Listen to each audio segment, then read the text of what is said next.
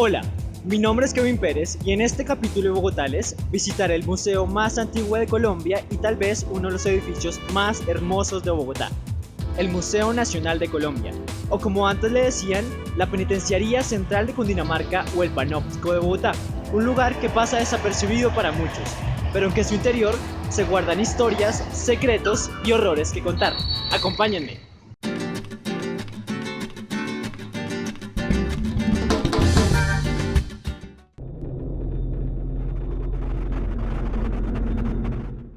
El Museo Nacional fue construido en 1824 bajo el gobierno de Santiago Pérez. Sin embargo, lo que se quería no era construir un museo, lo que se mandó a construir fue una cárcel diseñada por Thomas Reed, un panóptico erigido en este lugar de la ciudad.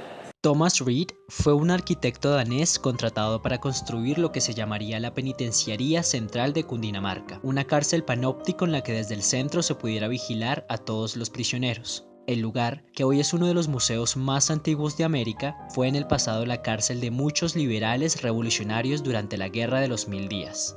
Lugares como este, que guardan, protegen y preservan la historia de este pedacito de humanidad llamado Colombia, puede significar muchas cosas distintas para muchas personas. Para mí, esto es un lugar de paz, un lugar de oxígeno en medio del caos bogotano que a veces nos atrapa a todos. Aquí uno viene a reconfortarse. ¿Y qué puede ser más reconfortante que saber que antes de uno hubo personas que sufrieron, que lloraron, que amaron, que lo perdieron todo y que sin embargo lograron grandes hazañas y hoy son recordadas?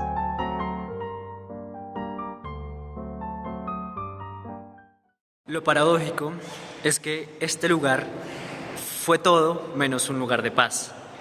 Son pocos los que saben que este museo fue una cárcel, pero son poquísimos los que han escuchado o han leído algún testimonio de alguien que hubiera estado encarcelado aquí.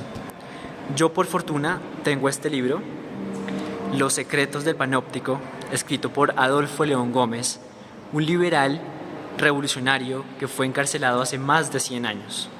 Adolfo León Gómez fue encarcelado por tercera vez en el Panóptico el 13 de octubre de 1900 por ser liberal.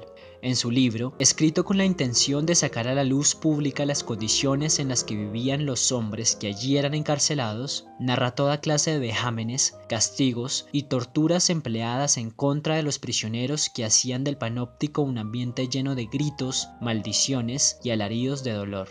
Estas esposas y este cepo que se utilizaba para los diferentes castigos que se empleaban en el panóptico, como por ejemplo el botalón, que consistía en sentar al preso en una silla cuyo asiento estaba roto, se amarraba de pies y manos a un bloque de concreto y cuando intentaba incorporarse, el bloque de concreto no se lo permitía.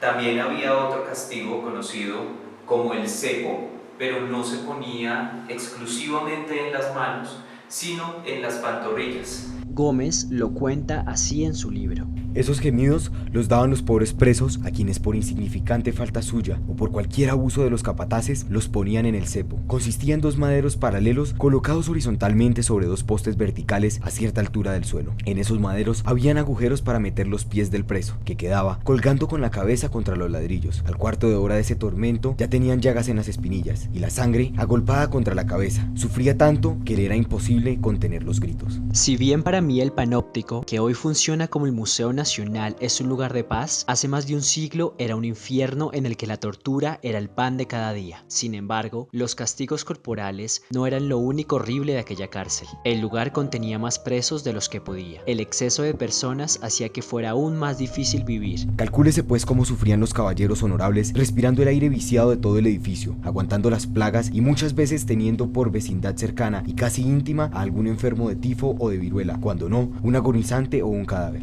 Y era tal el acumulamiento de los cuartos que muchas personas tuvieron que colocar sus cujas o tender sus juncos en los pasillos o corredores que quedan frente a la serie de celdas, quitando el único espacio donde los presos podían salir a caminar.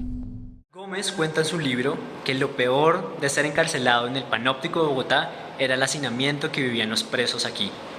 Él cuenta que cada celda, cada cuartico de estos que se ven aquí, estaba construido para una persona, con su baúl, su escritorio, su baño. Pero en tiempos de guerra, en tiempos de la revolución, estos cuartos eran utilizados hasta por 7 prisioneros. Gómez murió libre el 8 de junio de 1927, no sin antes escribir unos párrafos que seguirían vigentes muchos años después de su muerte. Este castigo, si es que así puede llamarse tan salvaje atentado, me causó la misma profunda impresión de tristeza y desaliento que me han producido siempre las corridas de gallos, el bárbaro y estúpido acto de la muerte del toro en el circo ante las señoras y niños y el atroz reclutamiento. A mi modo de ver, un país que consiente tales cosas, lejos de llamarse cristiano y civilizado, debiera contarse entre los más retrógrados, anticristianos y atrasados. Pobre patria. Yo siento por ella el mismo amor y ferviente entusiasmo que impulsó a varios de mis antecesores a ofrendarle su fortuna, su familia y su vida. Por eso sufro cuando veo las barbaridades de que he hablado, de política, las guerras civiles, la intransigencia y los odios del partido no la dejarán progresar jamás y la mantendrán indefinidamente bajo un yugo más pesado y más cruel que el de la antigua España. El Panóptico fue la cárcel más importante del país durante casi 72 años, hasta que en 1946 todos los presos fueron trasladados a la nueva cárcel La Picota, y el gobierno destinó este edificio para un museo. La inauguración de este museo estaba dispuesta para el 9 de abril de 1948. Sin embargo, fue aplazada por el asesinato de Jorge Eliezer Gaitán. Este edificio marca el fin de una era y el comienzo de otra. Y esto fue todo por hoy en Bogotales. Queda demostrado que vale la pena recorrer la ciudad.